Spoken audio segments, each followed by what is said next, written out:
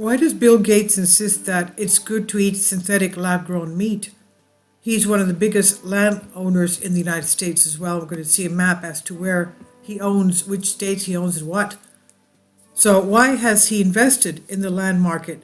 Where is he aiming? Is meat related to greenhouse gas emissions? Microsoft co founder turned billionaire turned professional philanthropist Bill Gates has said he hopes synthetic meat products, that is, lab grown meat, will eventually become a very good choice for consumers, even though the product shares of the meat market is small. He says, I think ultimately these products are going to be very good, even though their share is small today.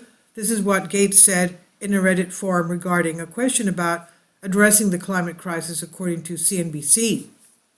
Gates noted that innovation efforts such as Beyond Meat and Impossible Foods, which involve synthetic forms of food ranging from alternative sources from burger to chicken nuggets, and the food technology company Upside Foods, which takes animal cells to grow synthetic meat in a lab environment, are critical steps in reducing animal consumption.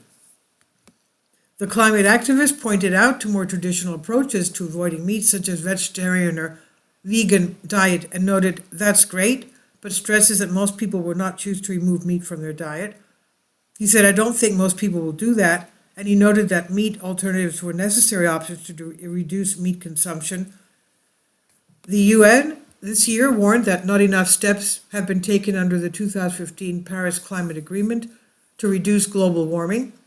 Although Gates pointed out that he still believes we can avoid a terrible outcome, studies vary when it comes to the effect livestock has on greenhouse gas emissions, with estimates ranging from around 10 to 20% of global emissions, although most studies cite it's a major contributor to climate change.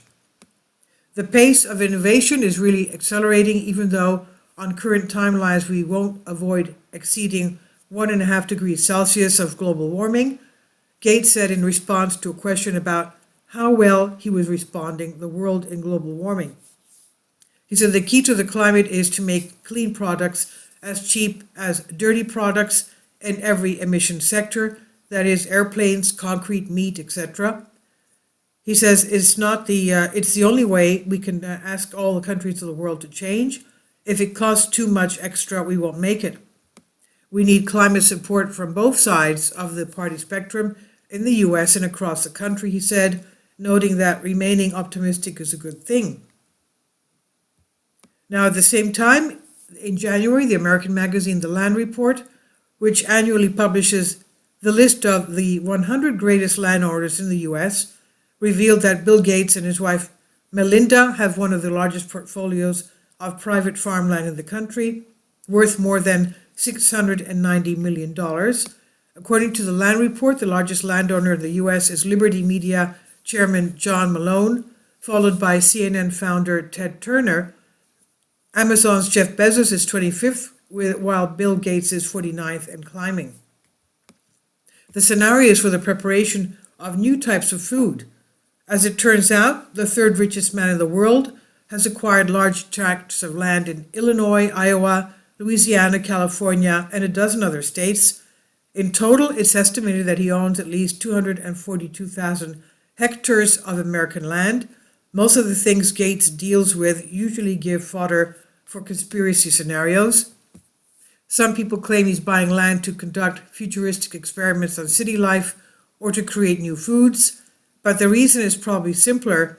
It's a good investment with low fluctuations, which is not particularly linked to the stock market and can be used to hedge inflation risk. The diversification of assets.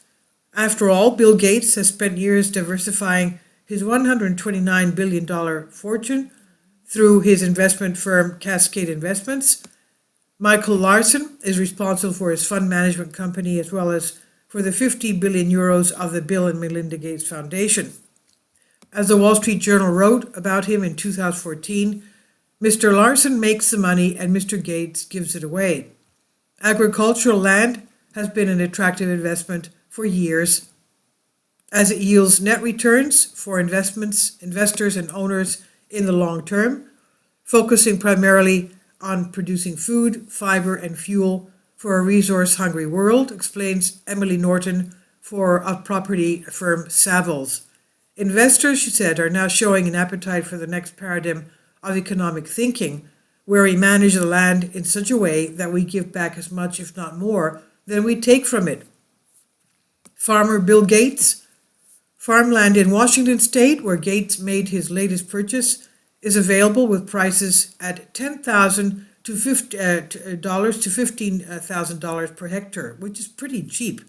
Now, Bill Gates, co-founder of Microsoft, has an alter ego, Farmer Bill, the guy who owns more farmland than anyone else in America, wrote the Land Report director Eric O'Keefe.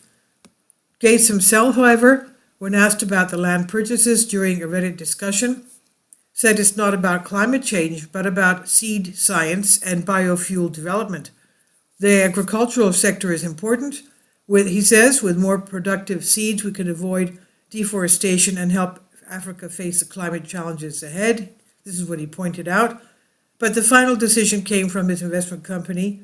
After all, Cascade Investments is a shareholder in plant-based meat companies Beyond Meat and Impossible Foods, as well as farm equipment company John Deere.